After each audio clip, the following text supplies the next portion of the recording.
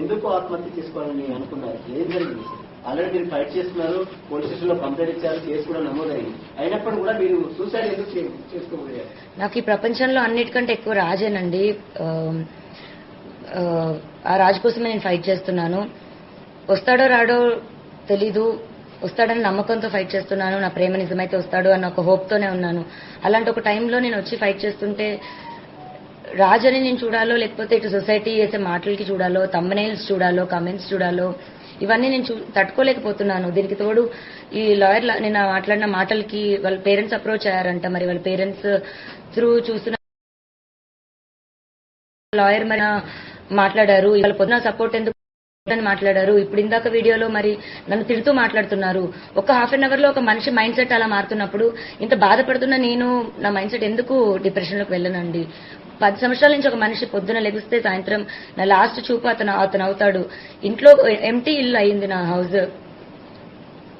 First complaint లో మీరు రాజ్ తరుణ్ పైన చర్యలు తీసుకోకుండా తను నాతో కలిసి ఉంటే చాలు అని అన్నారు. సెకండ్ కంప్లైంట్ లో తను నన్ను ఇల్లీగల్ గా ఇట్లా వాడుకుని వదిలేశారు అంటున్నారు. ఇప్పటికి కూడా మీరు రాజ్ తరుణ్ తో కలిసి ఉండాలని అంటున్నారు, మళ్ళీ పోలీస్ కేసులు పెడతా ఉన్నారు. కలిసి ఉండాలని పోలీస్ కేసు పెట్టడం కాదండి. పోలీస్ కేసు ఫస్ట్ నేను మాల్వి మల్హోత్రా వాళ్ళ తమ్ముడి పైన పెట్టాను. నన్ను బెదిరించారు. అది కూడా ఇంకా కంప్లైంట్ ఒక్కసారికి రాలేదండి. ఇప్పుడు వాళ్ళు ఉన్న 6 మంత్స్ అంటే నాకు విషయం తెలిసిన 6 నెలల తర్వాత ఇంకా నేను భరించలేక బయటికి రావడం జరిగింది. ఆ స్టేజెస్ ఎలా దాటిందంటే ఇంకా లాస్ట్ మాకు తిండి కావాలని అడిగితే అతనికి ఫోన్ చేస్తే ఆవిడ ఎత్తడం కానీ, మా పరిస్థితి మేము చెప్తే ఆవిడ వెయ్యమని చెప్తే అతను డబ్బులు వేయడం, అది ఇంకా పీక్స్కి వెళ్ళిపోయింది. ఇప్పుడు మీ అందరికీ నేను ఓపెన్ గా ఎక్స్ప్లెయిన్ చేయాలంటే రోజుకో విషయం బయటకు వస్తుంది. ఆ బయటకు వచ్చిన విషయం కూడా రోజుకొక ట్విస్ట్ అని మీరు వేస్తుంటారు.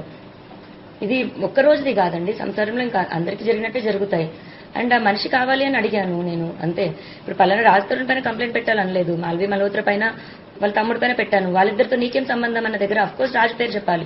అలా అక్కడ రాజ్ తరుణ్ పేరు అనేది వచ్చింది, కానీ రాజ్ తరుణ్ పైన కంప్లైంట్ పెట్టాలని నేను అనుకోలేదు. అది ఫస్ట్ కంప్లైంట్ పెట్టినప్పుడు అది రాసిచ్చాను. ఆ రాసిచ్చిన దాంట్లోని మాల్వి మల్హోత్రా చార్ట్ చూపించి రాసిచ్చాను నేను.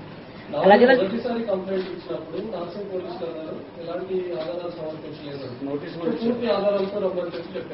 సెకండ్ టైం మీకు వెళ్ళినప్పుడు ఆల్మోస్ట్ 150+ ఫోటోగ్రాఫ్స్ అన్ని కూడా మీరు సబ్మిట్ చేసినట్టుగా తెలుస్తుంది. ఇప్పుడు నార్సింగ్ పోలీసులు ఏ విధంగా వ్యవహరిస్తారు? రాజ్ తరుణ్ కాంటాక్ట్ అవుతున్నామని ఏమైనా చెప్తున్నారా? రాజ్ తరుణ్ పైన కేసెస్ పెట్టామని ఏమైనా చెప్తున్నారా? రాజ్ తరుణ్ అందులో తీసుకుంటామని అసలు నార్సింగ్ పోలీసులు ఏం చెప్తున్నారు? నేను ఫస్ట్ కంప్లైంట్ పెట్టినప్పటికీ ఈవినింగ్ 7-8 అయిపోయిందండి. సో నాకు రిసిప్ట్ ఇవ్వడం కానీ అవేమీ జరగలేదు. అఫీషియల్ గా నేను రిసిప్ట్ కలెక్ట్ చేసుకున్నాక కొన్ని ఎఫ్ఐఆర్ అన్నది దానికో ఎవిడెన్స్ అన్నది ఇస్తాము. రెండో రోజుకి తెల్లారుజాము నుంచి మీడియాలో ఎలా వచ్చిందో మీ అందరికీ తెలుసు. ఆ డే నాకు బయటికి రావడానికి అంతా కూడా నేను ప్రిపేర్డ్ లేను. ఫస్ట్ నేను మీడియా ముందుకి అంత ప్రెస్ మీట్, ఇప్పుడు ఇంత ప్రెస్ మీట్ వచ్చినప్పుడు కూడా నేను ఎలా వణికాను అన్నది మీ అందరికీ తెలుసు. నేను కెమెరాస్ కి అంత అలవాటు లేదు నాకు. అండ్ ఇప్పుడు ఎవిడెన్స్లు 12 ఏళ్ల ఎవిడెన్స్లు తీయాలంటే ఒక్క రోజులో నేను రెడీగా ప్రిపేర్డ్ గా లేను కదండి. నాకు 1-2 డేస్ టైం పడుతుంది. ఆ 1-2 డేస్ టైం తీసుకొని ఎవిడెన్స్లు ఇచ్చాను.